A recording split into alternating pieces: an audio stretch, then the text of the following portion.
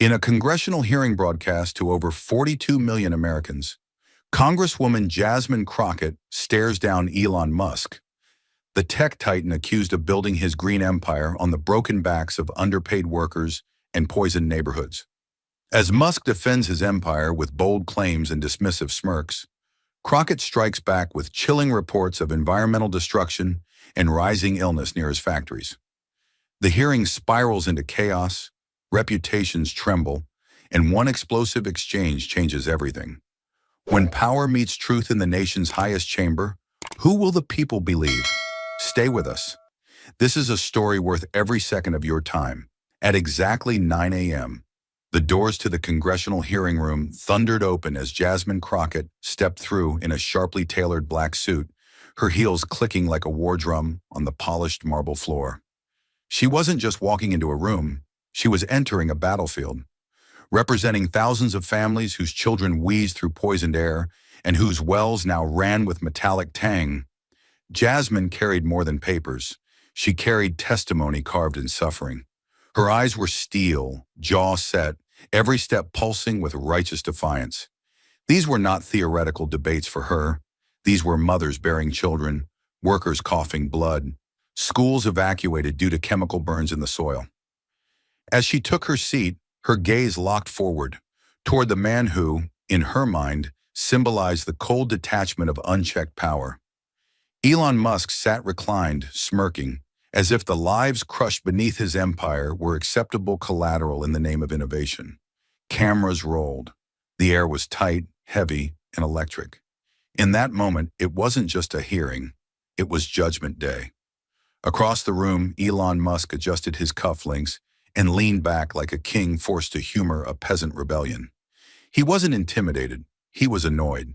To him, this was political theater, a stage where uninformed populace took aim at progress they didn't understand. SpaceX, Tesla, Neuralink. He saw them as humanity's salvation. So what if a few towns suffered some unintended consequences? Musk viewed Jasmine not as a legislator, but as a loud voice clinging to outdated notions of fairness. "Let's get this over with," he muttered under his breath, the condescension rolling off him like static. He didn't see her fire, only noise. But Jasmine knew what he didn't. She wasn't here to argue. She was here to expose. And no amount of money, Mars missions, or smirking disdain could save him from what she had brought to the table. As the gavel slammed, the war began, not with shouts, but with a silence so loaded it nearly cracked the walls. But Crockett wasn't there for theater. She was there to peel back the polished veneer of innovation and reveal the rot beneath. And when she began, she did not raise her voice. She let the facts do the screaming. She called up a series of satellite images on the main monitor. The first was from 5 years ago. Nevada's Clayton Valley, serene, its salt flats shimmering like silver under a desert sun. The next showed its present state, scarred, hollowed, bleeding. Massive lithium extraction fields stretched for miles, machines slicing into the crust of the earth like surgical knives turned reckless. "This," Jasmine said, voice low but taut as wire, "is the cost of Elon Musk's battery dreams." She moved swiftly. Argentina's Salinas Grandes, once a sacred salt plain, now a pale wasteland leaching arsenic into groundwater. Bolivia's Salar de Uyuni, a marvel of nature, now fractured by pump lines and containment pools where flamingos no longer fly. These weren't isolated industrial zones. These were living ecosystems Musk's empire had treated like parts warehouses. Each map flickering behind her was another indictment. Then came the air no one could breathe. In Fremont, California, the air around Tesla's flagship gigafactory tested positive for particulate matter levels well above EPA limits. Musk promised zero emissions, Jasmine snapped, but he forgot to mention the communities choking on the price of that promise. The next slide, zip codes near Giga Texas, where airborne VOCs, volatile organic compounds, had spiked since SpaceX expanded its launch testing. Crockett read the lab results aloud.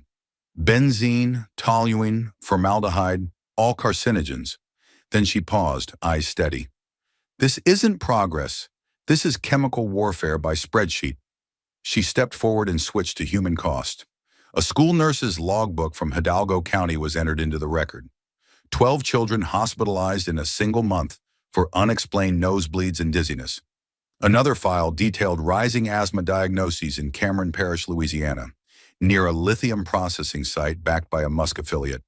One small girl, Amaya Rivera, age 9, had collapsed during recess. Her father's testimony followed, voice shaking as he wrote, "No one told us the new facility would poison the wind." The hearing room fell silent. No rebuttal, just the cold, ticking metronome of accountability. But Jasmine wasn't finished. "These people," she said, "don't get NDAS. They don't get press teams. They don't have the luxury of calling destruction disruption. They get nosebleeds, birth defects, cancer." Her tone had shifted, not rage, not even despair, but something sharper, clarity laced with sorrow. "Your future, Mr. Musk," she said coldly, "is being built on lungs that never consented." And just like that, the myth cracked. And if the poisoned land wasn't enough, Jasmine turned to the part of the story that couldn't be paved over or spun with press releases. What it had done to human flesh, to lungs and bloodstreams, and tiny hearts that had no voice in this industrial conquest. She didn't raise her voice. She didn't have to. Instead, she placed a thick folder onto the table with both hands, slowly, deliberately, then flipped it open to the first page. The screen behind her lit up with a heat map glowing red. "This," she said evenly, "is not opinion. It is not activism. It is medical data, compiled over 7 years, reviewed by physicians, dismissed by investors." The map showed communities adjacent to Tesla's gigafactories, to SpaceX's launch pads, to lithium processing plants in California, Nevada, Texas. In every pocket of industry Musk had touched, another dark bloom had spread: elevated cancer clusters, aggressive respiratory illness, birth abnormalities. Jasmine zoomed in on Fremont, California. "This community," she said, tapping the screen, "has seen a 31% rise in adult-onset leukemia within a 5-mile radius of your plant since 2018. That's not a glitch. That's a body count." She changed slides. Boca Chica, Texas. Pediatric asthma cases up 240%. 8-year-olds using inhalers during recess. 4-year-olds hospitalized with collapsed lungs. Jasmine read a hospital record aloud. Child experienced acute respiratory failure after prolonged exposure to outdoor air on high-test days. There was no factory warning, no community notification, just burning throats and ER bills. She turned the page. Sparks, Nevada, a spike in glioblastoma cases among plant workers. Men in their 40s, diagnosed within months of each other. "We traced it," she said, holding up another document. "The exposure came from unshielded heavy metal dust drifting beyond factory walls. No filters, no barriers, just wind." Her voice lowered. "And profit." Then came the letter. It wasn't typed. It wasn't bound. Just 3 pages of trembling handwriting, penned by a widow whose husband had spent 5 years working a Tesla floor and 3 months dying in a hospital bed. Jasmine read it slowly. "They told him he was lucky to have the job. They never told us what was in the air." The final line, "I buried the father of my children last April. Your machines still run." Jasmine folded the letter and placed it face up before Elon Musk like a silent accusation. Her hand didn't tremble. Her voice didn't waver. "Your innovation," she said, "is measured in profit per share. Ours is measured in funerals per zip code." And for the first time that morning, the air in the chamber felt heavier than numbers, like grief had finally entered the room and taken a seat beside them all. And as the weight of testimony hung in the air, like a storm refusing to break, Elon Musk finally moved. Not with guilt, not with humility, but with the cool, mechanical precision of someone who believed he was still the smartest man in the room. He clasped his hands, tilted his chin ever so slightly, and began speaking not to the people but above them, as if the chamber were too small for the size of his vision. "Let's recalibrate the narrative," he said, voice smooth as brushed steel, utterly devoid of apology. "What we are building at Tesla, at SpaceX, across every venture I lead, is not destruction, it's salvation. He nodded toward the images of collapsed lungs and poisoned rivers, still flickering faintly on the congressional monitors. I don't deny there are impacts, but innovation isn't sterile. It never has been. The first railroads displaced thousands. The first power plants blackened skies. But what came after? Modernity, civilization. His eyes scanned the room, not to connect, but to assert. Electric vehicles reduce emissions. Solar roofs eliminate coal dependence. Reusable rockets will one day allow us to offload industrial processes to space, away from Earth entirely. These aren't hypotheticals, they're happening. And I won't apologize because progress made someone uncomfortable along the way. Then, as if to twist the blade into the raw nerve Jasmine had laid bare, he added with a faint smirk, frankly, most of these so-called harms are growing pains amplified by fear-mongering. The silence in the room shifted, not stunned, but seething. But Musk didn't notice. He leaned back, perfectly composed, his voice softer now, but laced with something colder. You see loss. I see trajectory. And in that moment, it wasn't just denial, it was doctrine.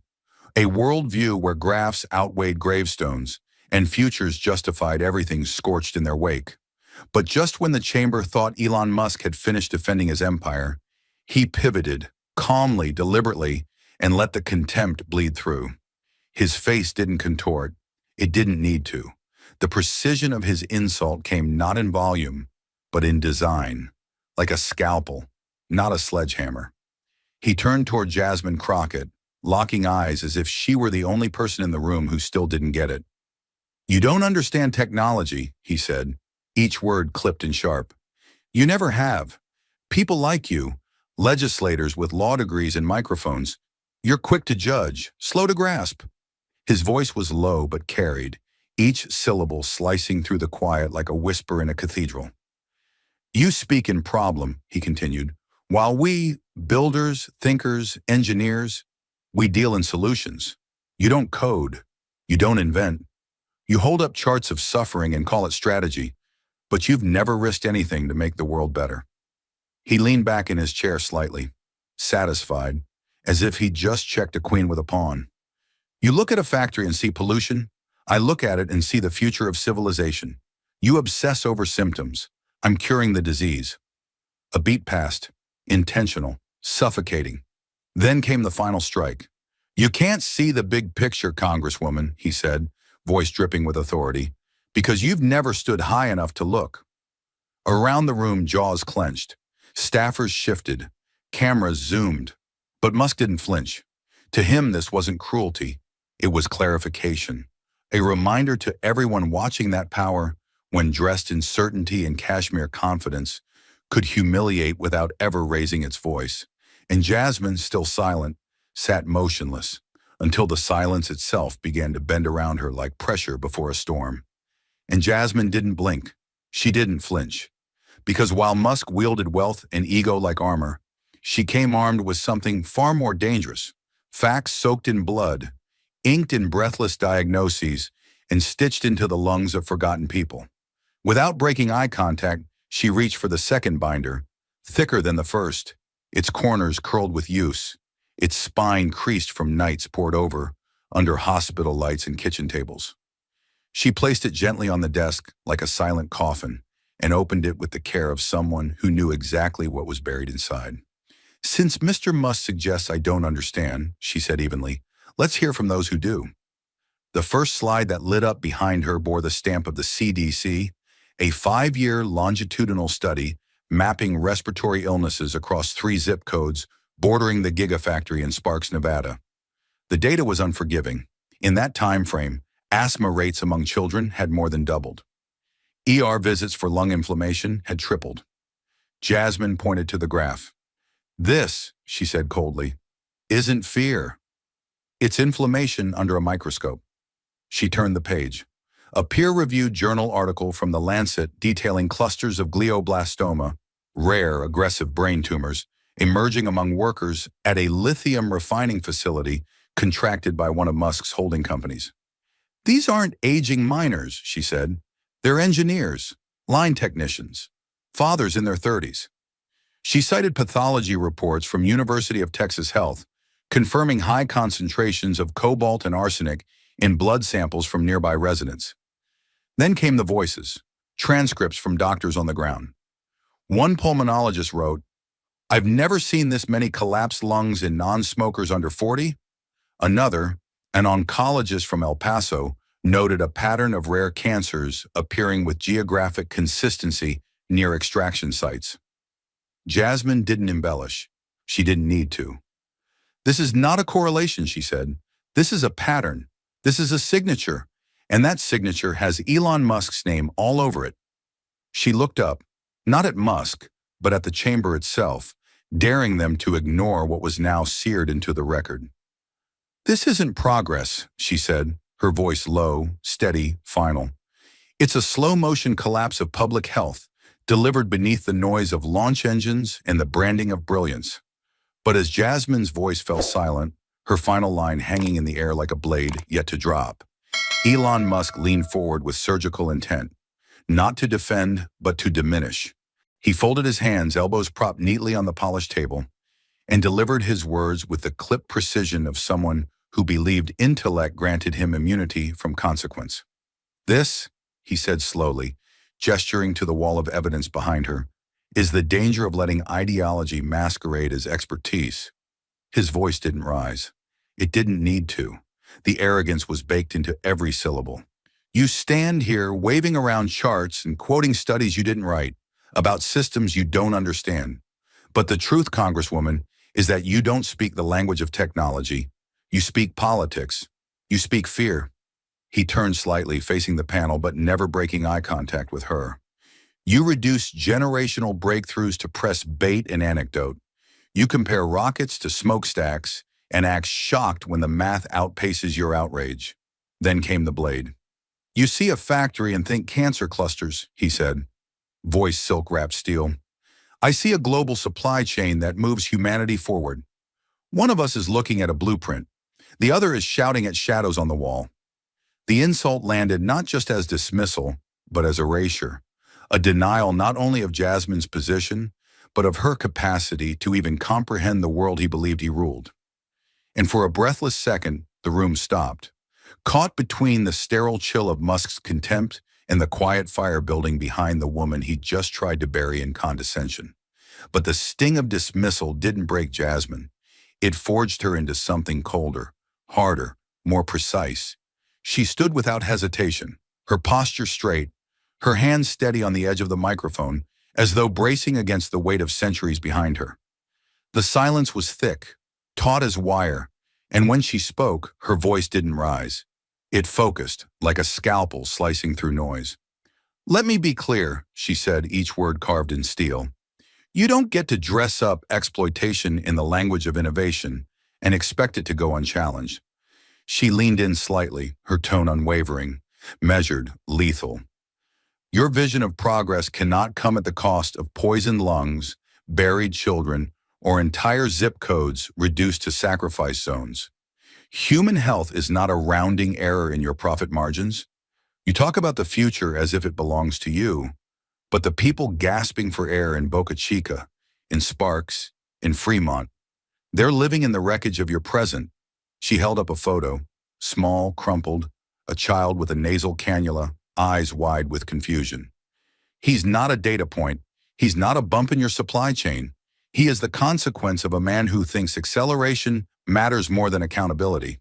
Her voice lowered. "So no, I'm not here for show. I'm here because someone has to say what your money tries to drown." Elon Musk didn't pause. He didn't blink.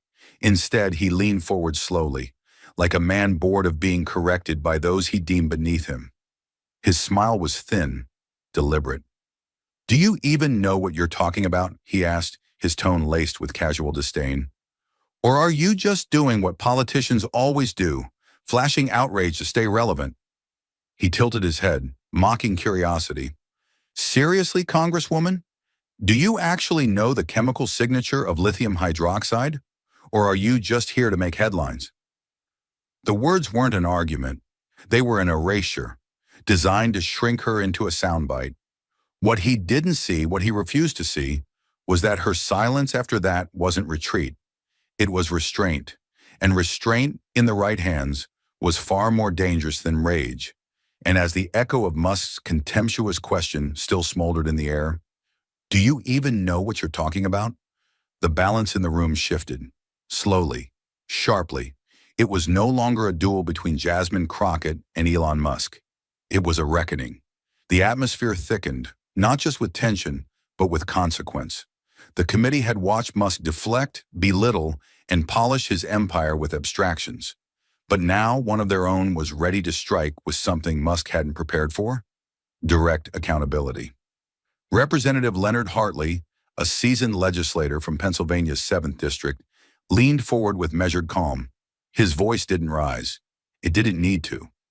"Mr. Musk," he began, speaking slowly so the cameras and stenographers wouldn't miss a single word, "can you provide to this committee any concrete, independently verified data that guarantees the safety of the communities currently living in the shadow of your industrial operations?" He paused. "Specifically, I'm asking whether you or your companies have submitted environmental and public health safety reports, verified by third-party medical or environmental experts, that show no significant adverse health effects linked to your projects." The chamber went still. The question wasn't rhetorical. It was clinical, unforgiving, the kind that demanded not philosophy, but paper. Musk shifted. A flicker, barely perceptible, passed across his face. It was gone in less than a second, but it was real. He leaned into the microphone, but there was hesitation in the movement, as if for the first time he wasn't sure if what he had to say would land. "We, of course, take safety very seriously," he began, voice still even, but lacking its earlier force. "We've conducted internal assessments across multiple facilities, Tesla, SpaceX, and others, looking at emissions controls, containment systems, and exposure thresholds." He glanced down at his notes. A pause. "Our teams are working on sustainability metrics that align with evolving global standards. We're developing frameworks for long-term safety compliance." Hartley didn't blink. "That's not what I asked," he said. "You mentioned internal assessments. That's fine. But have those assessments been reviewed and confirmed by any independent scientific body? Any public health institution? Any environmental watchdog not paid by your companies?" A longer pause. Musk's fingers tightened slightly around the edge of the desk.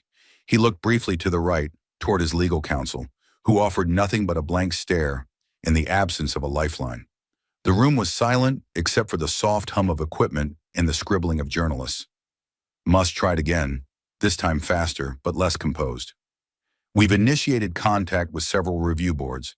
Some of those dialogues are ongoing. There are reports in the pipeline, some under peer review, others pending publication." His voice thinned. "These things take time. There's a process." Jasmine didn't speak. She didn't move. She didn't need to. The absence of her voice in that moment made her presence heavier than ever, because the question wasn't even hers, and still, the answer felt like her vindication. Hartley pressed once more. "Let me be even more specific," he said.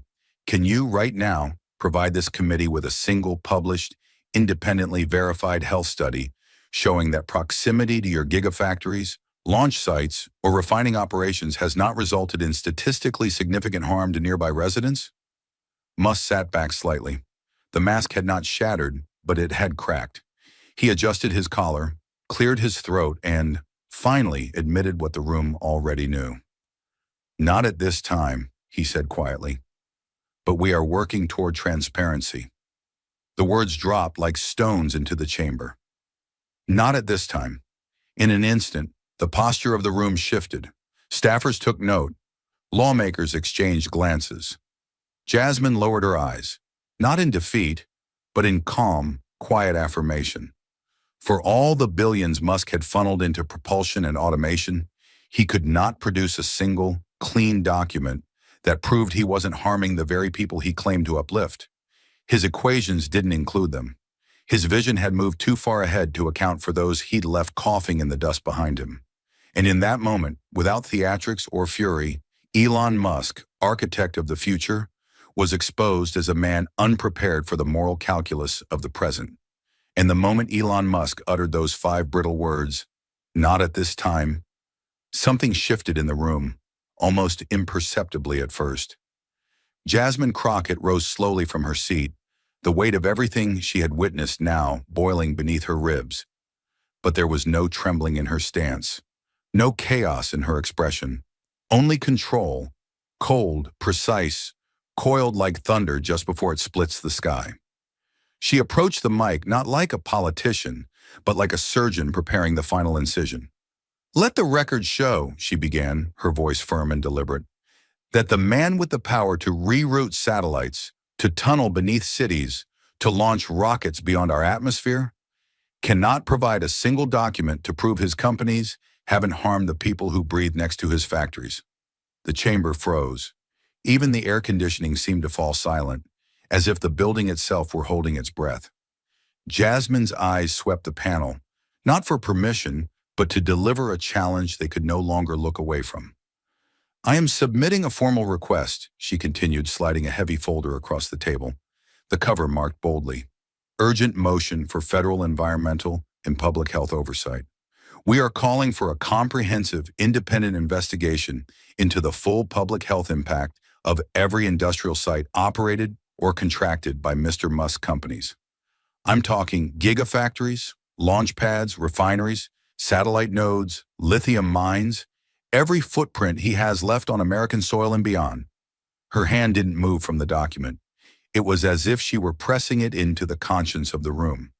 This is not political theater. This is legislative obligation. This is about lives. She turned, addressing the room, not just her colleagues, but the invisible millions she carried in her voice. "For too long, we've allowed the myth of progress to outshout the screams of the people it tramples. We've let PR departments rewrite the definition of harm. We've let quarterly profits speak louder than rising cancer rates." Her tone intensified, not louder, but heavier. "That ends now. We will no longer let communities near these facilities be treated as disposable testing grounds for industrial ambition. We will not let high-tech pollution be excused as innovation." She reached into the binder and pulled out several sealed envelopes. "These are signed testimonies from pediatricians, emergency room nurses, environmental toxicologists, and grieving parents.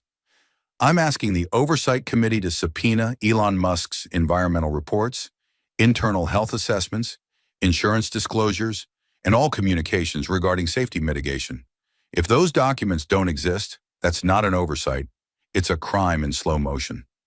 There was a brief pause, and then her voice dropped, not in force, but in intimacy, as if she were suddenly speaking to one person, a mother, a worker, a child watching from a living room where the walls shake every time a rocket fires from a few miles away. "I've walked through these towns. I've breathed the ash they breathe. I've seen playgrounds empty by noon because the air becomes unbreathable. I've met a 10-year-old with the lungs of a 70-year-old coal miner, and I will not, under any circumstance, allow those stories to be buried beneath spreadsheets and shareholder slides." She faced Musk once more, not with anger, but with unflinching certainty. "Mr. Musk," she said quietly, "if you want to lead humanity into the future, you're going to have to prove you're not killing it on the way there." Then she turned back to the panel. "And to my colleagues, if we fail to act now, we are complicit. If we let this go unexamined, we send a message to every corporation in America that people are cheaper than silence, that science is negotiable, that wealth can purchase immunity from responsibility. We are not here to regulate ambition. We are here to protect life." There were no cheers, no applause, just silence, thick, cold, and righteous. And in that silence, for the first time all morning, Elon Musk looked like a man not ahead of the moment, but caught inside it. And as Jasmine's final sentence landed, "We are not here to regulate ambition. We are here to protect life," the tension in the hearing room crystallized into something sharper, colder, and unmistakably real. For hours, the weight of testimony had accumulated like storm clouds. Images of sick children, silenced workers, poisoned air, and now lightning struck. The political theater Musk had expected had become something far more dangerous, federal machinery awakening. It was Representative Elon McCready, moderate Democrat from Colorado, known for her caution and long silences, who spoke first. But this time, there was no hesitation. Her voice cut clean through the static. Madam Chair, she began, her fingers resting firmly on a thick folder stamped Environmental Subcommittee findings. I move that this chamber formally initiate a full, independent federal investigation into the environmental and public health consequences of all industrial projects owned, funded, or contracted by Mr. Elon Musk and his affiliated companies. The sentence didn't rise like applause. It dropped like a verdict. The room froze. Even Elon Musk, who had previously leaned back with his signature detachment, now subtly adjusted forward. A shift, small but undeniable. The chairwoman, sensing the weight of the moment, glanced briefly around the dais. Without raising her gavel, she asked, "Do we have a second?" A beat of silence. Then Senator Worth, a Republican from Ohio, with a long-standing record of supporting private innovation, cleared his throat. "I second the motion," he said plainly. His tone wasn't theatrical. It was resigned, inevitable. Two more voices followed before the next breath. One Democrat, one independent, and then came the gavel. Three precise, echoing strikes, not symbolic, binding. The resolution was passed. And in that instant, the myth of Elon Musk, the untouchable genius, the world builder above reproach, began to collapse under the gravity of a system he could not algorithm his way out of. The headlines were immediate, cascading like aftershocks through digital networks. Congress launches formal investigation into Musk's environmental record government to probe health risks from Tesla, SpaceX facilities. Musk summoned for compliance under Federal Health Act, Section 421B. What followed was the procedural equivalent of a noose tightening. The committee voted to authorize full subpoena power, granted to independent, federally appointed environmental scientists, epidemiologists, and public health attorneys. No internal review boards, no corporate hired consultants, no sealed settlements. Jasmine had made it clear in her proposal.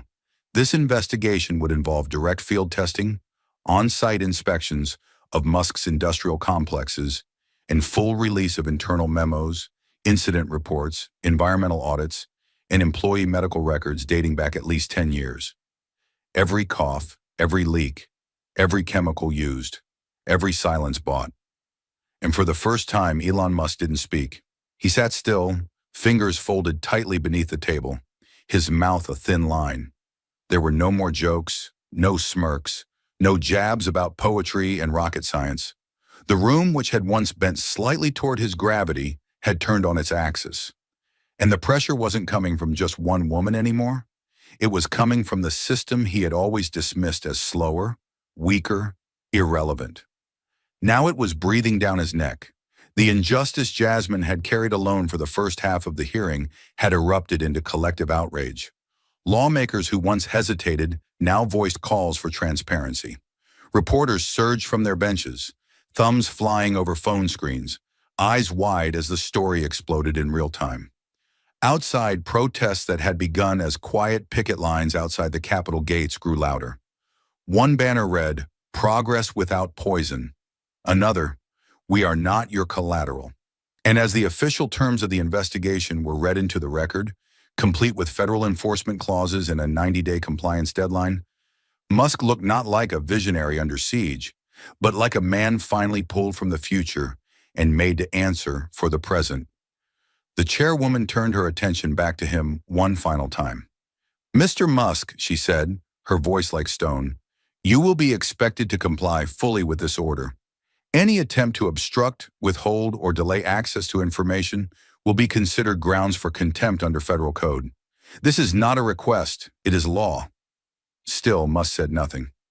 Jasmine Crockett, seated once more but unbowed, looked at him, not with triumph, but with the grim recognition of what it took to get here. It had taken mothers crying in front of microphones, doctors risking careers to speak the truth, a child's photograph laid bare beside quarterly reports. It had taken everything, and still the cost was incalculable. But now the wheels were turning, not to punish for punishment's sake, but to reclaim a truth lost in the noise of ambition, that no man, no matter how powerful, gets to soar above the law while others choke on the dust his empire leaves behind. And as the gavel fell and the investigation was set in motion, something even more unstoppable began to stir. Not within the marble walls of Congress, but far beyond them. The halls of power had moved. Now the streets would rise. It started quietly, almost imperceptibly, in the border town of Brownsville, Texas, where mothers gathered in a church basement across from a SpaceX facility. They had watched for years as the launches roared above them, shaking their walls, rattling their windows, and coating their gardens in a fine layer of dust no one could explain. Their children were coughing more. Rashes were appearing. Local clinics had no answers. That night they passed around manila folders, medical records, soil samples, ultrasound scans. One woman stood up and whispered, "Enough." The next morning, they filed the first class action lawsuit against Elon Musk's companies, citing environmental negligence, chemical exposure, and long-term health deterioration. Within 48 hours, it had been joined by more than 700 residents and counting. News of the lawsuit spread like fire through dry brush. In Sparks, Nevada, former employees of the Tesla Gigafactory, many of whom had signed NDAs years prior, began speaking to legal representatives under whistleblower protections. One man came forward with documented reports of internal safety violations buried by management. Another had images of corroded ventilation systems coated in particulate matter. A third had his son's medical records, age 6, diagnosed with acute lymphoblastic leukemia. "We never had cancer in our family," he told a reporter. Then came the factory. By the end of the week, multiple legal teams, environmental justice firms, labor rights groups, and medical advocacy coalitions had merged into a national legal front. Their name, the Clean Earth Accountability Network. Their mission, to take Elon Musk and every corporate entity tied to him to court. Across the country, the response became kinetic. In Fremont, California, protesters formed a human chain around Tesla's plant gates, blocking morning shipments. Many of them weren't activists. They were teachers, retired nurses, warehouse workers, and teenage students holding handmade signs that read, "Innovation Immunity" and "We breathe what you profit from." In Delano, New Mexico, a mobile billboard drove through neighborhoods showing side-by-side images, one of a shiny Tesla Model X, the other of a 9-year-old girl on a ventilator. Beneath it read the words, "She never consented." The protest grew bolder. In Chicago, hundreds staged a die-in at a Tesla showroom, lying still on the floor for 7 minutes, each minute representing a community on the current investigation docket. In New York, thousands marched across the Brooklyn Bridge, holding black and white portraits of children who had died near suspected contamination zones. In Atlanta, a group hacked a billboard above the downtown connector to flash, "Elon, we're not disposable." Pressure mounted in every direction. State attorneys, general from California, Texas, and New Mexico, announced they would be reviewing potential violations of state-level environmental codes. Health departments in multiple counties released open letters warning residents to avoid contact with groundwater near known facilities. Insurance companies quietly began reassessing liability exposure for property owners near Musk-linked zones, spooking real estate markets and panicking investors. Meanwhile, independent environmental watchdogs launched new investigations, using infrared drones, air quality balloons, and soil analysis to document conditions around every single Musk operation on U.S. soil. And through it all, the human stories flooded in. Parents clutching photographs, workers with oxygen tanks, teachers showing charts of unexplained absences, tribal leaders demanding restitution for land poisoned without consultation. Children too young to testify, but old enough to bear the scars. It wasn't a campaign, it was a wave. And Jasmine Crockett's name was now chanted beside theirs, not as a savior, but as a spark. One mother said it on national television. "We saw what she did in that hearing. She didn't just speak for us, she made us speak for ourselves." Musk's team scrambled to respond. Press conferences were hastily organized. PR campaigns were reactivated. A new ad aired during prime time. Slow shots of solar panels, children running through wind farms, a gentle narrator saying, "We build for a better tomorrow."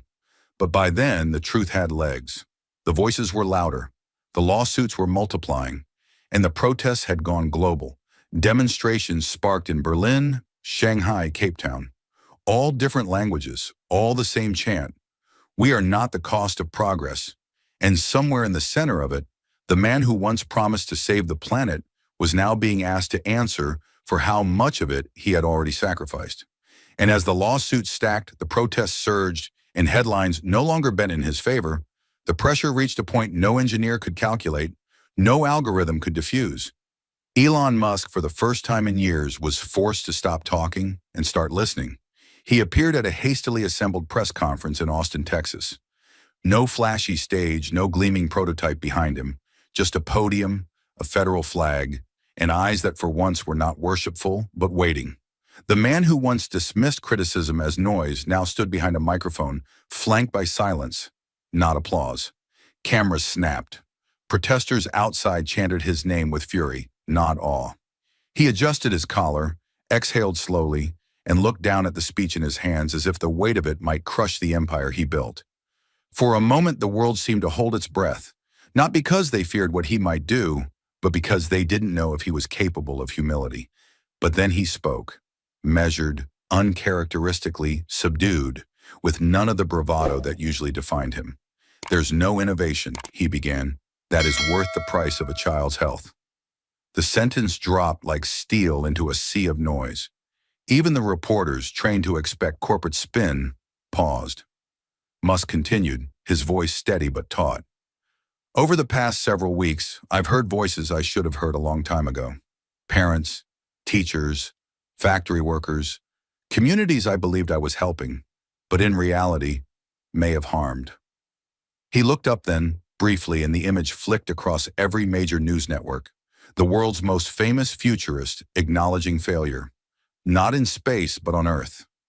"I won't pretend that all the allegations are accurate, and I won't accept every accusation as fact. But I also cannot deny that we have not done enough. Not to test, not to protect, not to listen." Behind him, the projection screen lit up, not with a Tesla logo, not with a rendering of Mars, but with a stark title, Environmental Restructuring and Public Health Accountability Plan, effective immediately. Musk stepped aside as a representative from the new task force. An independent coalition formed from government watchdogs, climate scientists, union health advocates, and third-party auditors approached the mic. She listed the details: a full internal review of all Tesla and SpaceX facilities, permanent air and water quality monitoring installed at every production and launch site, creation of a compensation fund for families with medically confirmed exposure-linked illnesses, and the complete suspension of operations at 3 specific plants until federal safety standards could be independently verified and met. The crowd outside roared, not in celebration, but in something closer to catharsis. Musk returned to the podium. "This isn't about blame," he said. "It's about responsibility. I built my companies to solve problems. Somewhere along the way, I stopped seeing people as part of that equation. That changes today." He promised sweeping changes to facility design, transitioning to enclosed systems that reduce airborne particulate emissions by over 80% based on peer-reviewed filtration tech previously deemed too expensive. Battery production lines would be relocated away from residential zones, with local governments given oversight authority over zoning decisions. All environmental reports would now be made public in real time, accessible to anyone via an open data portal developed in partnership with civic tech groups. Furthermore, Musk announced the launch of a $1.2 billion Community Impact and Environmental Justice Fund, a pool financed by direct stock allocation from Tesla and SpaceX executive bonuses over the next 3 years, earmarked for remediation, healthcare, and legal assistance. And yet, even as the room began to shift, reporters softening, advisors nodding, Musk did not let himself off the hook. "There are children," he said, "already buried. There are lungs that will never fully recover. No amount of restructuring undoes that. But I hope what we do next can stop the suffering we've ignored or denied or calculated as an acceptable margin of risk." He paused, then delivered what would become the line replayed across news segments worldwide. "You cannot build the future by sacrificing the breath of the present." Outside the conference, the mood changed. The chants quieted. Some signs were lowered. A few were held higher. But for Jasmine Crockett, watching not from a seat in Congress, but from a battered community center in New Mexico, surrounded by people whose names never made the news, this wasn't a victory, it was a beginning. She listened, arms crossed, jaw tight, knowing full well that corporate apology without legal enforcement was a script America had seen too many times before. But she also knew something had cracked, something structural, something cultural. Musk hadn't conceded because he wanted to. He had conceded because truth, when carried by the people, had finally become too heavy to ignore. In the weeks that followed, the changes rolled out. Environmental task forces descended on sites long closed to the public. Medical clinics began receiving funding for treatment programs that had once been impossible to staff. School districts saw air filters delivered in crates stamped priority. Engineers at Tesla, previously silenced under NDAs, were invited to help redesign facilities with safety, not just speed as their mandate. And across the country, community leaders, some who had never held a microphone in their lives, stepped forward to serve on newly formed advisory councils that would hold the Musk empire to its promises. For the first time, innovation had to answer to humanity. And in boardrooms that once laughed off legislation, in factories where complaint once meant termination, in towns where breathing had become a risk, there was something else in the air. Accountability, not enough, but real and irreversible. As the noise outside Tesla's gates became a relentless drumbeat of voices demanding justice. Not stock prices, not vision statements, but air that could be breathed and children that could live.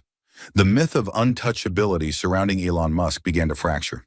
The morning air outside Tesla headquarters was thick, not with fog, but with the echoes of protest signs thudding against barricades and chants rising from lungs once silenced by corporate indifference.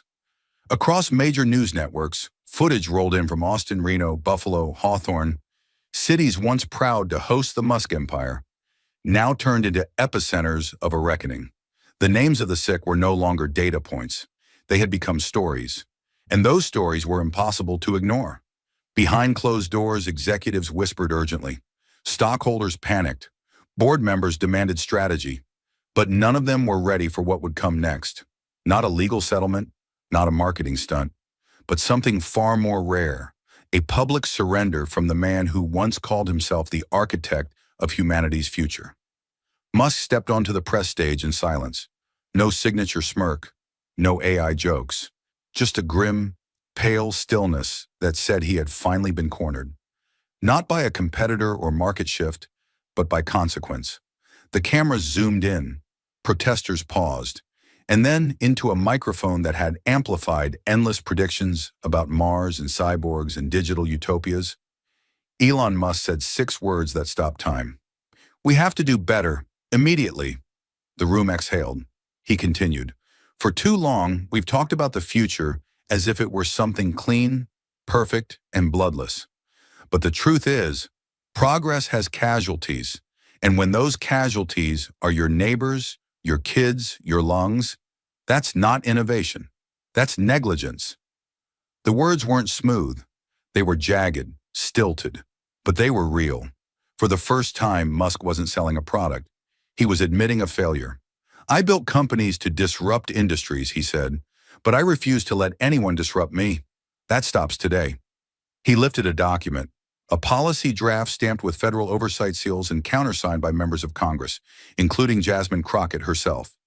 It was titled Sustainable Transition and Community Protection Framework, and it wasn't just a PR stunt. It was a binding set of reforms. Every Tesla and SpaceX facility would undergo environmental reevaluation. Independent scientific audits would no longer be optional. A new cap and account system would publicly log every ounce of pollution and every dollar spent on cleanup in real time. A compensation fund, starting at $750 million, would be created for families with proven exposure to site-related toxins. And perhaps most shocking of all, 3 planned megasites, each projected to net Tesla over $3 billion in revenue, were officially suspended until further public health studies were concluded. "I'm not proud of what brought us here," Musk said, his voice slightly breaking. "But if this is the price of course correction, then I accept it." He was just getting started. As he spoke, a slide behind him changed.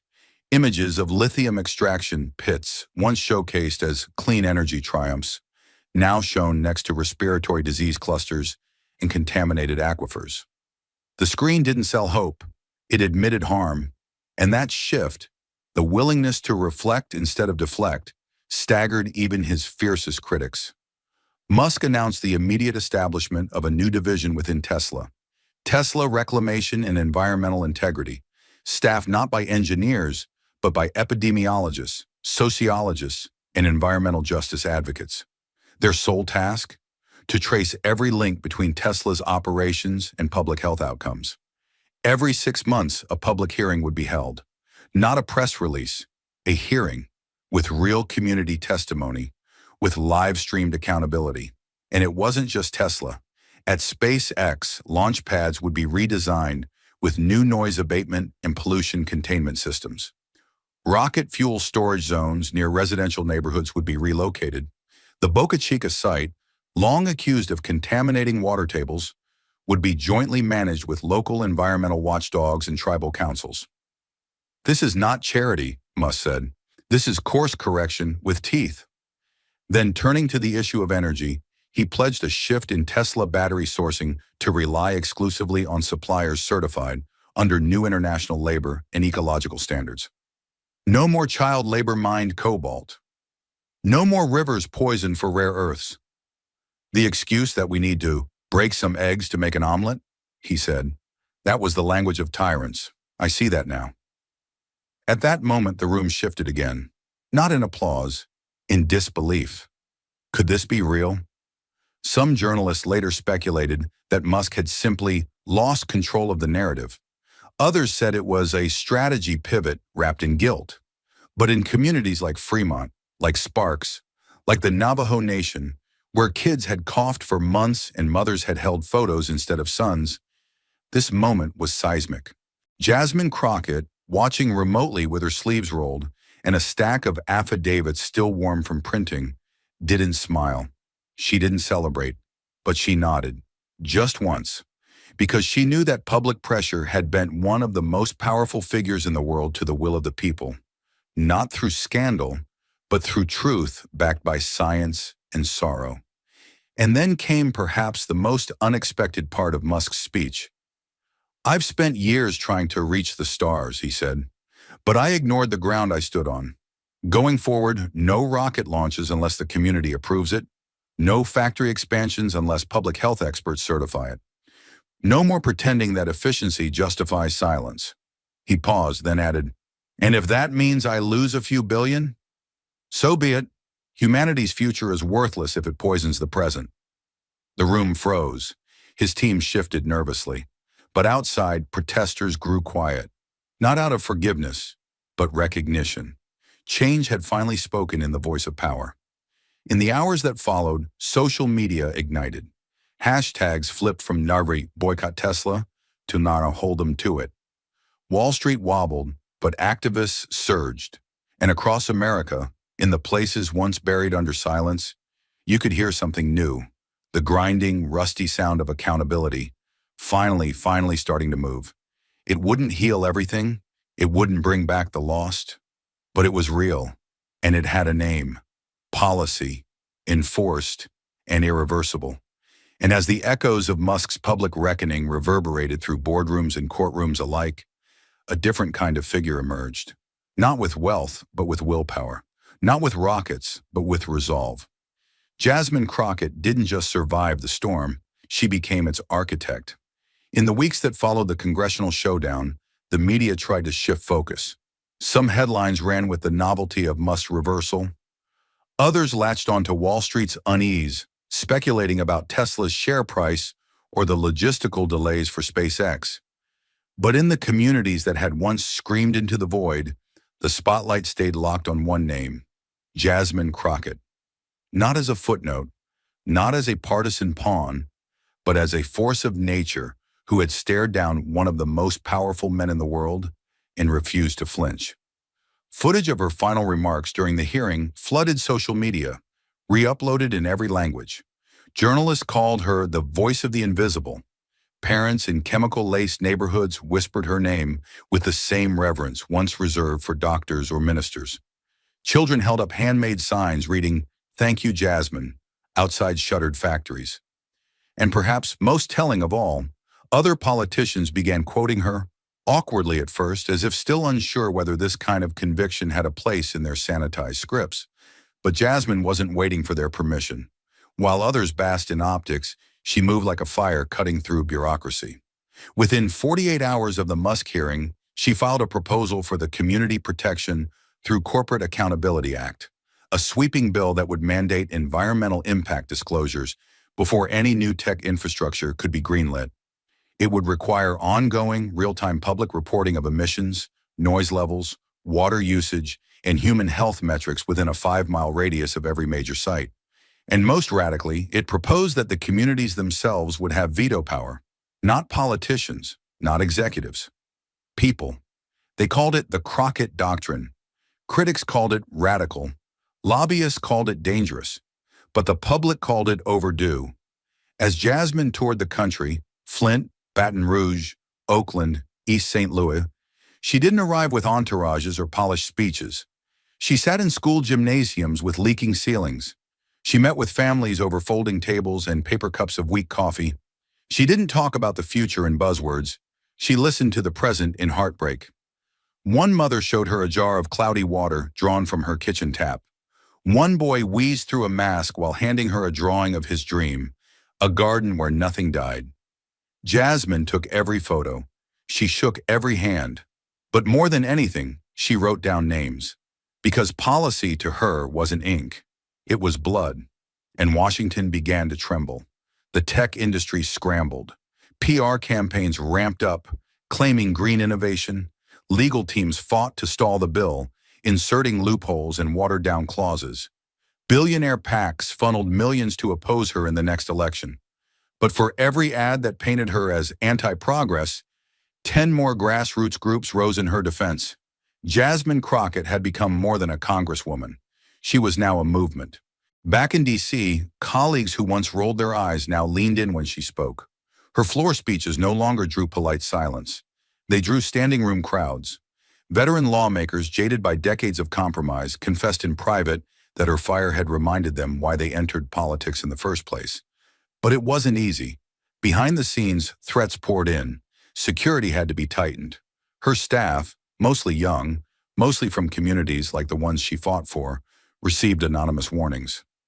One morning, a black SUV idled outside her office for 6 hours without explanation. But Jasmine refused to back down. "If they're watching," she said, "make sure they see this." And she taped to her window the names of every sick child she'd met in her travels, one by one, until the glass was no longer clear, but covered in the reasons she fought. Then came the true test, the first vote on the bill. The chamber was packed. Opponents whispered. Allies looked anxious. The air was brittle with tension. Jasmine rose, not with notes, but with resolve. She spoke not of Musk, not of politics, but of a 6-year-old girl in Buffalo named Amina, whose asthma had grown so bad she couldn't sleep lying down. "We don't need more visionaries," Jasmine said. "We need guardians, of breath, of water, of life." The room went still. And then, against all predictions, the first vote passed, not unanimously, but definitively. It was a seismic shift. The bill advanced to committee, and national debate erupted. Talk shows couldn't get enough. College students began citing her speeches in environmental science theses. One senator from Oregon referred to her as the Cassandra who didn't get ignored. But Jasmine dismissed the praise. She wasn't interested in iconography. She was interested in guarantees. So she went further. She launched the Health Equity Oversight Initiative, an independent watchdog funded by public grants and overseen by medical experts with no corporate ties.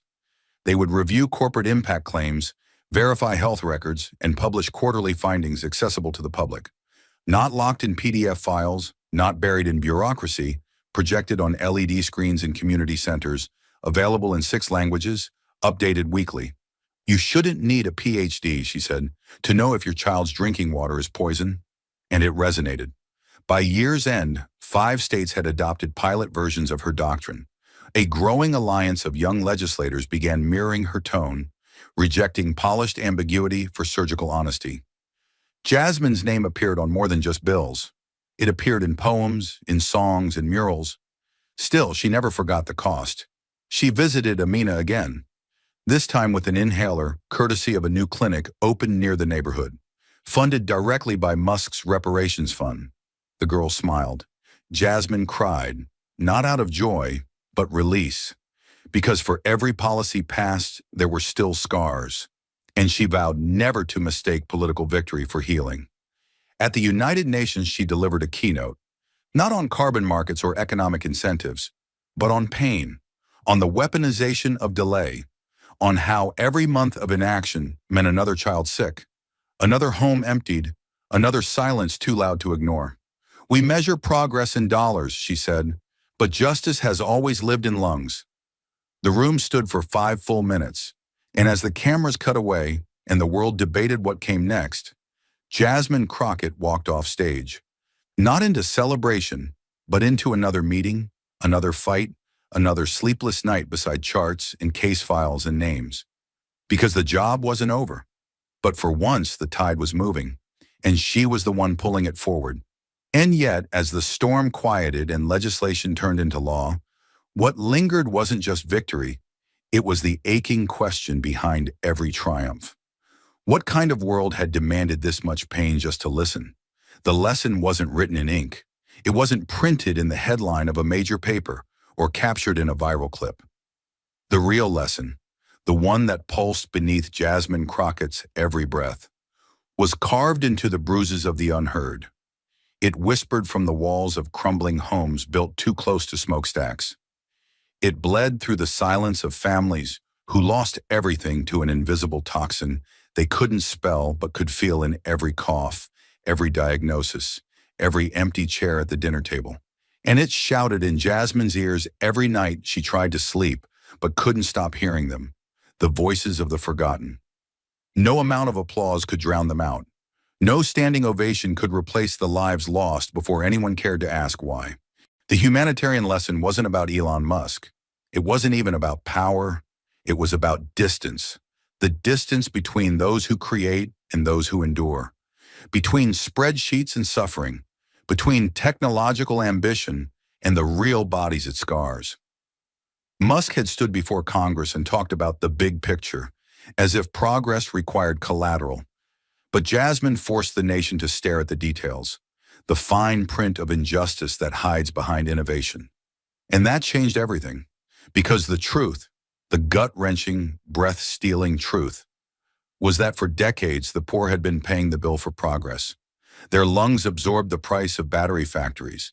Their bloodstreams carried the cost of clean energy.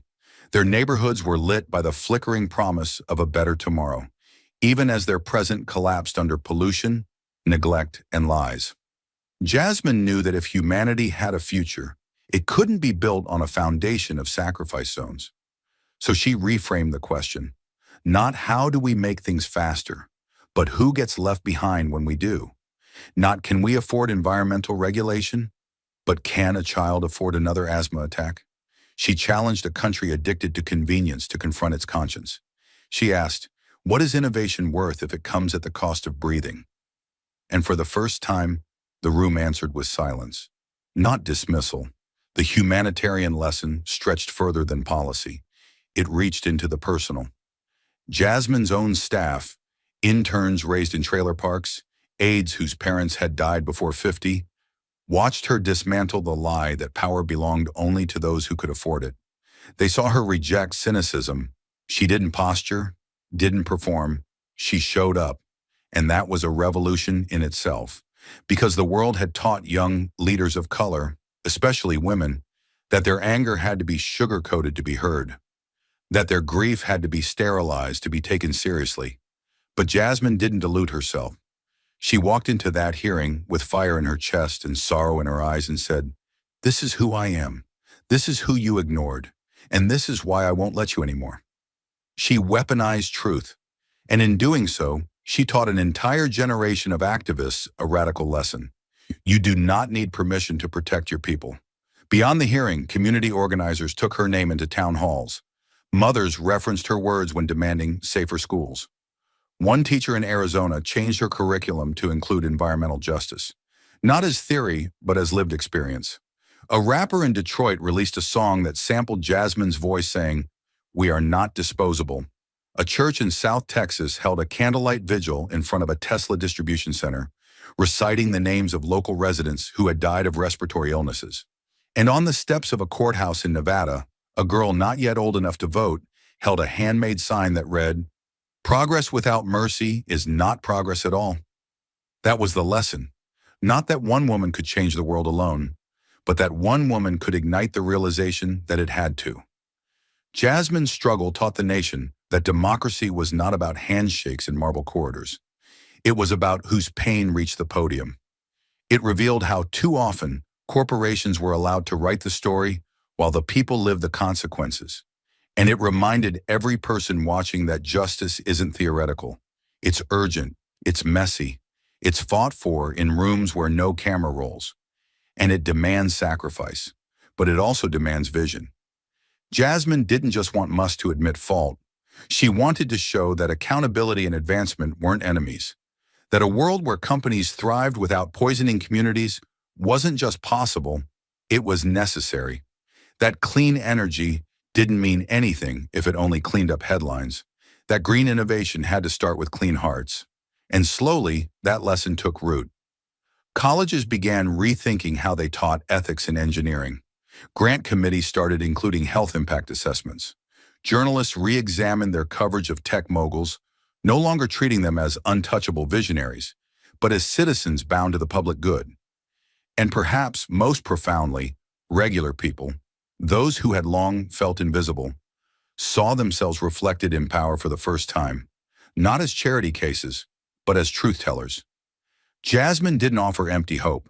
She offered a blueprint for resistance, for accountability, for a kind of future where people didn't have to beg just to survive the dreams of the rich. She showed the world that courage wasn't found in press releases or branding. It was found in telling the truth when it was least convenient. It was found in sitting across from a billionaire and saying, "Your vision ends where our lives begin." That was the humanitarian lesson. That progress must be rooted in humanity, not hover above it. That numbers don't bleed, but people do. That if we build a future without consent, without inclusion, without compassion, then we haven't built a future at all. And so the final image wasn't Jasmine holding a gavel or standing behind a podium. It was Jasmine walking alone in the dusk outside a community center, barefoot in the grass, talking to a grandmother whose backyard now had air monitors, thanks to Crockett's bill. The old woman held Jasmine's hand and whispered, "We thought no one saw us." And Jasmine, eyes brimming but voice steady, replied, "I see you. I always have. That is what they won't put in textbooks. That is what they can't monetize. But that is what changed the world." Thank you for watching until this moment and for standing with us on this journey for justice. Your support means everything. Like, subscribe, and turn on notifications so you never miss what's next. And we'd love to hear your thoughts. Leave a comment below and let us know what moved you most in this story. Together, our voices make a difference.